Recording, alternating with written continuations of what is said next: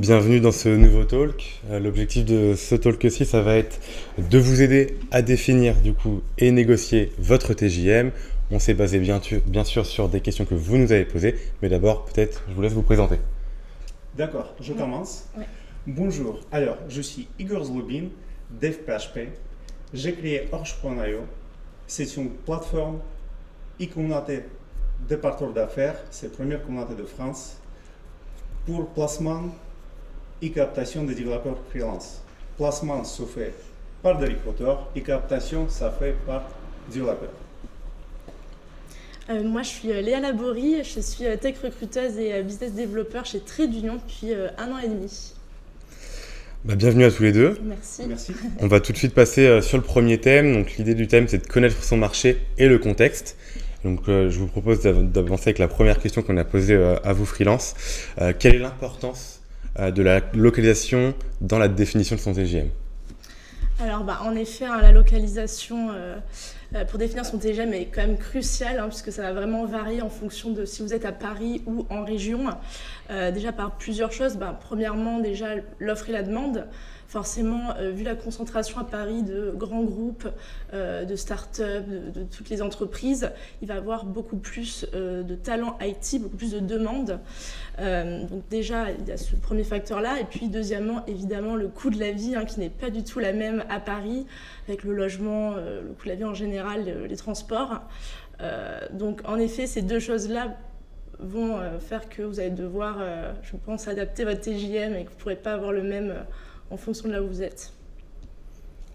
Et ton avis, toi, Igor, sur ce sujet-ci ? Alors, moi, mon avis, il est simple.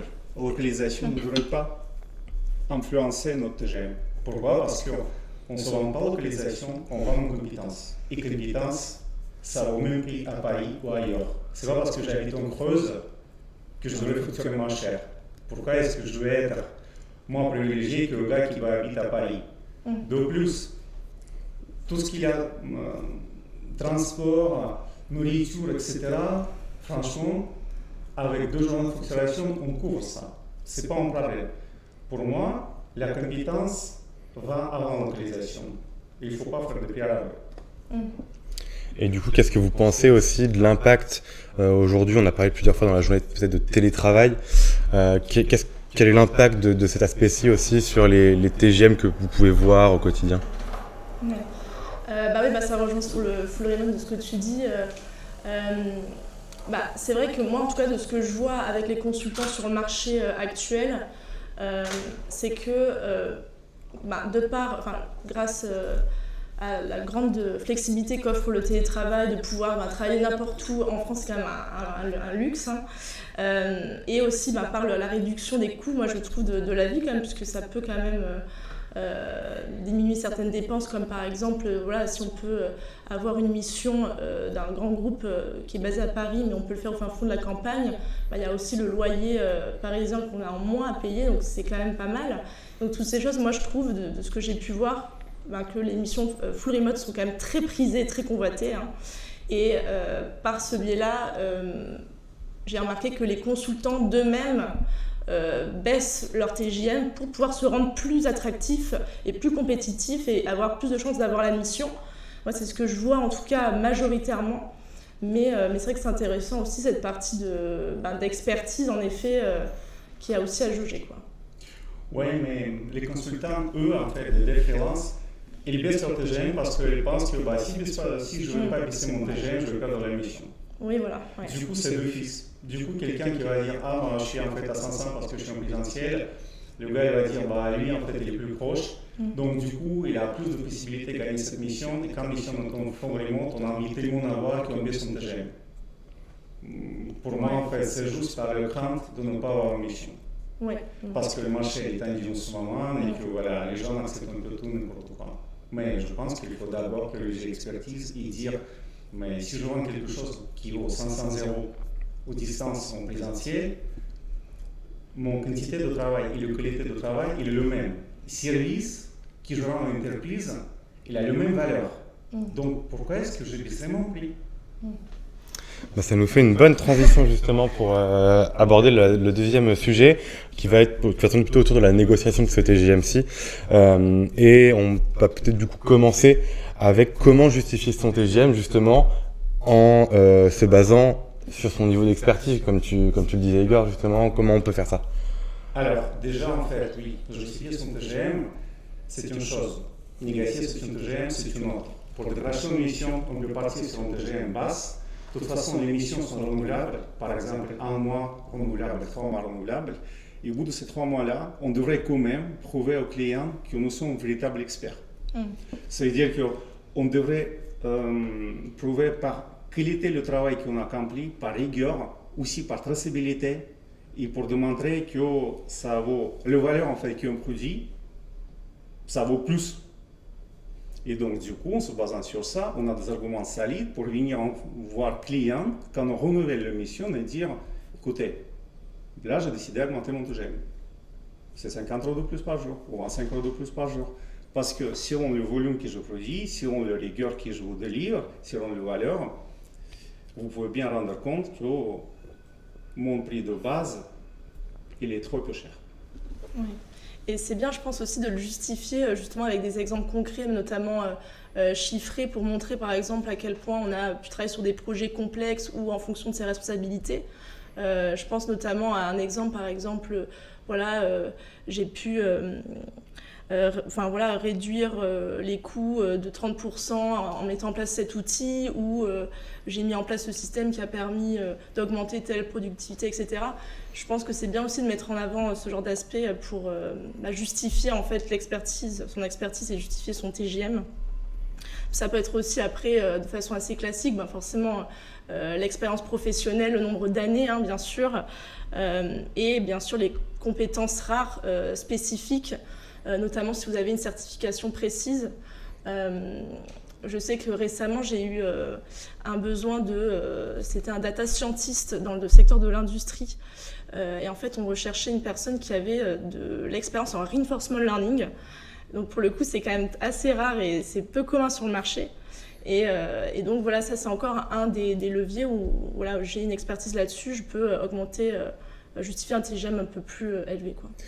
Mais à contrario, du coup, est-ce qu'il n'y a pas aussi un danger de tomber dans la surenchère, de se dire qu'effectivement on est peut-être très rare sur le marché, et donc du coup de se positionner à un TGM assez important, assez élevé, et donc du coup, comme tu le disais, risquer de perdre la mission au final? Est-ce qu'il n'y a pas cette surenchère aussi qui peut arriver de temps en temps? Qu'est-ce que tu en penses toi aussi du point de vue tech? Est-ce que tu as déjà vécu ça? Bien sûr. Parfois, il faut accepter de baisser son TGM. Ouais. Ça dépend en fait de quel point on tient nos clients. Parce que il y a beaucoup de clients qui pensent que freelance, c'est un mercenaire qui débarque et puis qui s'en va quand bon lui semble. Ouais. Mais en vrai, quand freelance il débarque sur une mission, il s'intègre dans l'équipe.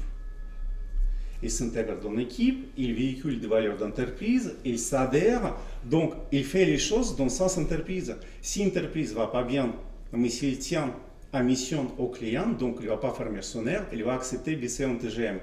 Donc ça n'a qu'un sens de dire tous les 3 mois au client, paye-moi 100 € plus cher, paye-moi 100 € plus cher.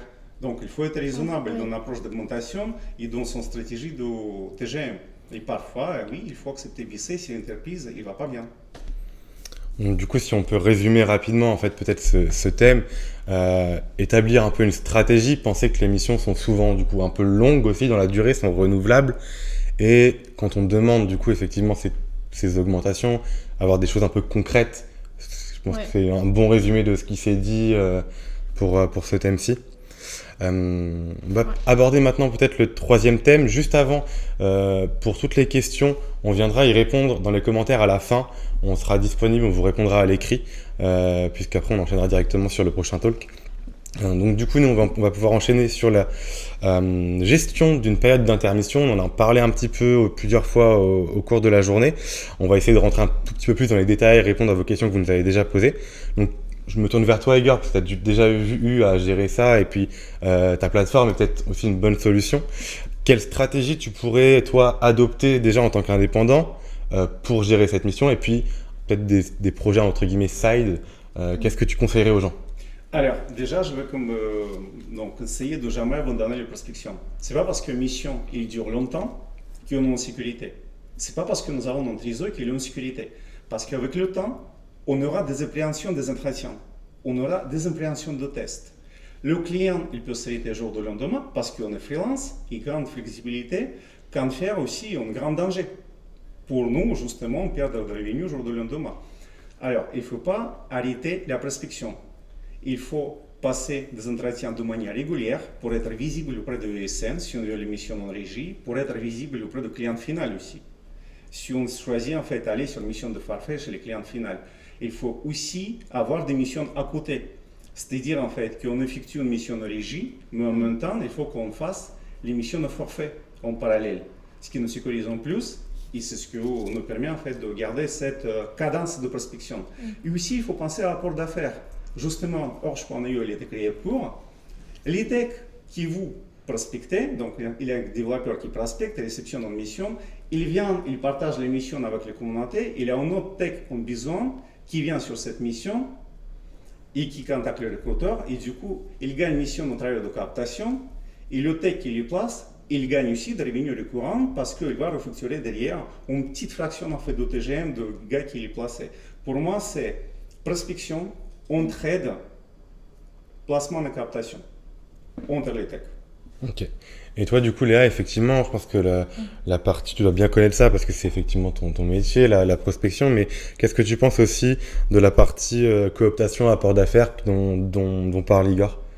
Ouais, bah, c'est quelque chose qu'on met en place, qui est possible chez Trade Union, de ce genre de la cooptation et l'apport d'affaires, totalement. Et puis pour rebondir aussi sur ce que tu disais, Igor, je pense que le réseautage actif, évidemment, est très important, d'être vraiment actif sur LinkedIn, de rejoindre des groupes. Par exemple, nous, chez Trade Union, on a un groupe de mission freelance où chaque semaine, on met en avant toutes nos offres dans l'IT.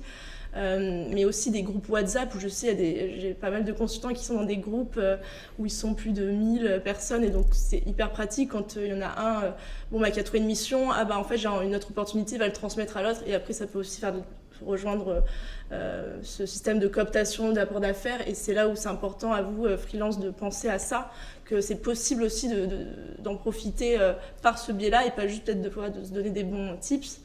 Donc, je pense qu'il y a tout ça. Après, pour l'intermission, vous pouvez aussi en profiter de ce temps pour développer vos compétences et faire des formations, passer des certifications. Ça, c'est important de profiter de ce temps aussi, ouais.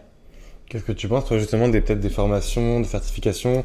Tu penses que c'est bien de profiter aussi de ces moments-là pour essayer d'étoffer un peu son bagage technique et son bagage pour se vendre, en fait, au final? Moi, je prends, moi, comme exemple. Pendant toutes les missions, j'ai été en apprentissage quasi constant.